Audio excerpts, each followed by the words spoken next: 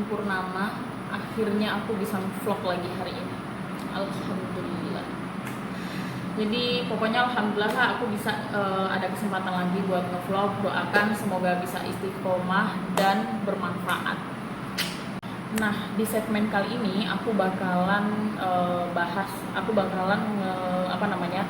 ngerespon atau aku bakalan ngasih jawaban dari pertanyaan-pertanyaan yang lazim ditanyain.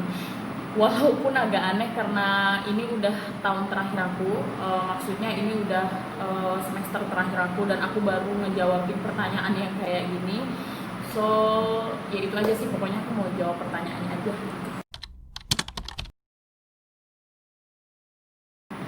Nah, masalah kenapa aku milih, soalnya gini, kalau aku sih simpel aja. Waktu itu kan aku nge-gap 2 tahun tuh setelah aku lulus SMA. Nah, otomatis teman-teman aku kan udah sampai semester 4 ya harusnya kalau 2 tahun. Sedangkan aku baru mau start dari semester 1, otomatis kan berarti aku lulusnya kan juga lama nih.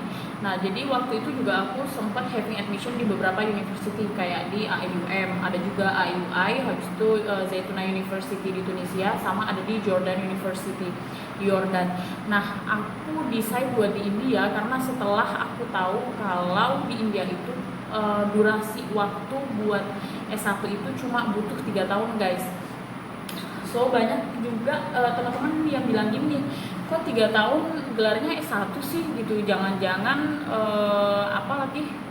jangan-jangan bukan S1 gitu maksudnya. Nah, jadi sebenarnya itu bukan karena bukan S1, bukan karena dia bukan S1 gitu, ngerti gak sih? Gitulah pokoknya ya. Tapi karena India itu menggunakan British Curriculum. Nah, di British Curriculum ini mereka emang durasi mereka buat BA, buat S1 itu adalah 3 tahun. So, kayaknya bakalan terlalu panjang gitu kalau aku bahas tentang kurikulum dan education system. Tapi sebenarnya sih kalau aku pribadi itu aku merasa unik dan interest banget gitu loh sama education systemnya India. Soalnya subsidiary aku semester 1 sampai semester 4 itu aku ngambil education guys. Jadi at least aku tahulah gimana sistem pendidikan di India dan kurikulumnya, dan itu tuh unik banget gitu buat dibahas. Nah, salah satunya ini nih, mereka hanya butuh BA, mereka hanya menggunakan durasi waktu 3 tahun. Mereka hanya pakai durasi 3 tahun buat BA. So, kalau teman-teman sekalian interest sama tentang gimana sih education di India tuh, kok bisa sih 3 tahun, terus habis itu kok bisa sih nggak ada skripsinya, atau gimana sih di sana tuh ada SMK nggak sih, atau SMA-nya gimana, atau SMA-nya gimana, pokoknya tentang education system, kalian komen aja di bawah. Nanti aku bakalan, insya Allah aku bakal membuat vlog, aku bakalan membuat konten video tentang education system di India, insya Allah. Nah, kalau masalah kemiskinan, kita bahas masalah kemiskinan, udah bukan masalah pribadi aku lagi, tapi masalah lingkungan, ya kan? Lingkungan. Karena gini guys, India itu negara miskin sebenarnya. Kalau kita search di Google dan kita nulis nih ya, kita typing negara miskin di dunia, nggak ada India di situ. Ada 7 kalau nggak salah, ada 7 dan itu nggak ada India di situ. So, jadi kita harus membedakan negara miskin sama negara yang memiliki ekonomi lemah. Kurang lebih seperti itu. Mohon maaf pakar ekonomi karena aku nggak belajar ekonomi. Kurang lebih seperti itu ya, kurang lebih. Jadi gini, kalau aku sih melihat ya, kalau aku sih melihat kenapa India itu terlihat kayak kok miskin banget sih India nih, kelihatannya gitu banget nih. Karena pertama, penduduk India kan lebih banyak.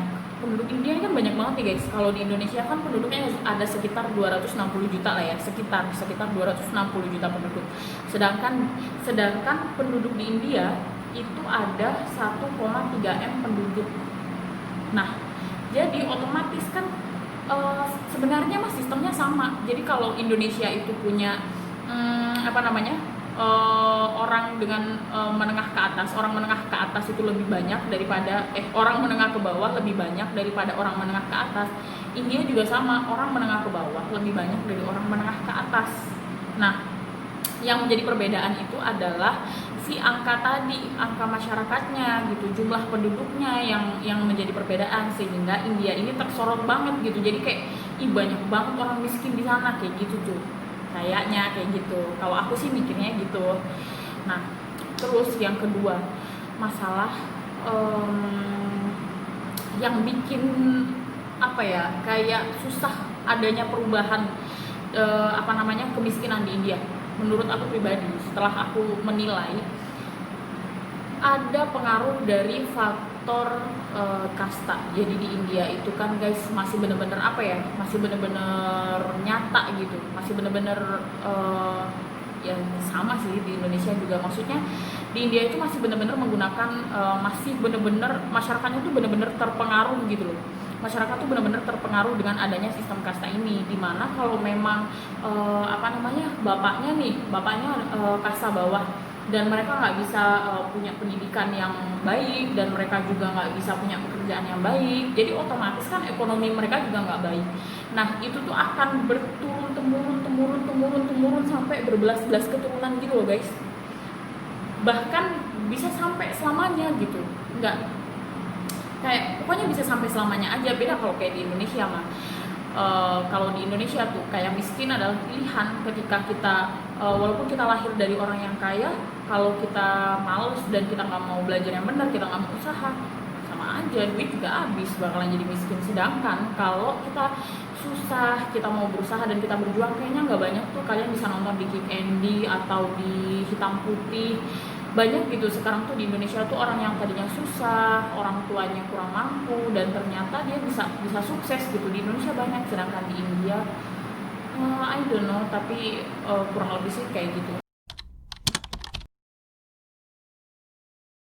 Kalau yang ini aku bakalan milih ngejawab kalau bersih dan kotor itu adalah pilihan. Bersih dan kotor adalah pilihan. Kalau kita tinggal di lingkungan yang kotor, selama kita dibesarkan dan diberi contoh oleh orang tua kita, diberi contoh sama, kan kita di Indonesia juga kita melihat lingkungan kita di sana, kenapa kita harus di sini ikut-ikutan kotor? Ya kita hidup aja bersih, nggak ada yang salah, kita hidup bersih juga. Jadi gimana ya guys, bukan berarti ketika mereka kotor kita juga ikut-ikutan kotor, ya enggak. Ya kalau mereka kotor kita mau bersih, why not? Itu pilihan kita aja. Mau kita tinggal gini guys, contohnya kalau kita tinggalnya di Eropa atau kita tinggalnya di Korea gitu yang terkenal bersihnya kayak gitu, sedangkan kita tetap jadi orang yang kotor, yang jorok, yang bau, ya sama aja. Karena kotor bersih itu pilihan, nggak bisa dilihat karena lingkungannya. Ya walaupun lingkungan itu sangat mendukung ya dalam hidup kita tuh sangat mempengaruhi hidup kita gitu, namanya lingkungan. Tapi kan di sini kita juga nggak lama, kita juga cuma belajar ilmu, kita fokusnya belajar, fokus sama A B C D. Jadi nggak kayaknya itu masalah kotor bersih itu udah pilihan masing-masing pribadi aja. Kalau kita ingin jadi pribadi yang bersih, harusnya dimanapun kita berada menjadi prinsip kita tuh. Bersih itu menjadi prinsip kita aja, mau kita di negara manapun, mau kita dimanapun, di tempat manapun, mau di rumah jelek, rumah bagus, mau di negara maju, negara berkembang, selama kita memilih buat bersih, why not? Nah, jadi guys, mau dimanapun kita sekolah, mau dimanapun kita tinggal, mau dimanapun kita belajar, yang terpenting dari diri kita adalah selalu melihat dari sudut pandang yang baik aja. Nggak usah dilihat yang buruk. Kenapa? Ketika kita melihat itu, ini satu hal. Dari sini tuh banyak sudut pandang, kita bisa melihat dari sini, kita bisa lihat dari sini, dan kita bisa lihat dari sini, dan semuanya itu berbeda. So ketika kita itu memilih untuk melihat yang baik-baik aja, maka yang akan masuk ke dalam diri kita ini semua nilai-nilai yang baik aja. Dan ketika semua nilai-nilai yang baik itu masuk dalam diri kita, maka diri kita ini nggak bakalan berat untuk menjadi pribadi yang selalu bersyukur. Tapi ketika yang kita itu selalu melihat dari sudut istilahnya selalu nyari-nyari kejelekannya, selalu nyari-nyari kekurangannya, kok di sini gini ya sekolahnya ya, kok di sini gini sih, ini mah bagusan Indonesia, selalu kayak gitu, maka nilai yang bakalan masuk dalam diri kita pun bakalan jadi nilai-nilai yang negatif, sehingga menunjang kita untuk selalu kufur sama nikmat yang dikasih sama Allah. Alhamdulillah.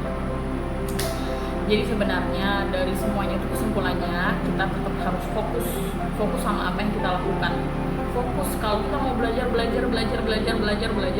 fokus, jangan terpengaruh sama apapun. Ingat goals kita apa, dan kita harus menekunin itu.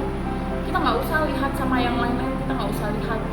Perlu kita menoleh sebentar. Istilahnya naik motor perlu lihat kaca spion, tapi kan nggak mungkin lihat kaca spion, kan nggak mungkin. Pasti kita juga lebih banyak memandang ke depan daripada memandang ke sebelah gitu. Kita perlu memandang ke sebelah, yaitu tadi untuk mencari hikmahnya, untuk mencari nilai-nilai positif yang membuat kita merasa aman. Tuh di motor kita lihat spion, kita jadi ngerasa aman. Nah kayak gitu juga. Jadi ada pentingnya kita buat lihat-lihat sebentar dan mendengarkan yang kayak gitu, melihat dari berbagai macam sudut pandang itu penting. Tapi mengkonsumsi hal-hal yang positif itu adalah wajib. Itu nggak sih? Oke, jadi buat teman-teman yang masih di India, tetap semangat. Kita belajar, kita berjuang. Karena cuma kita yang tahu gimana rasanya hidup di India. So guys, tetap semangat, good luck buat semuanya yang di rumah. Take care dan hati-hati lah, pokoknya stay safe. Dan udah, see you in the next video. Assalamualaikum warahmatullahi wabarakatuh.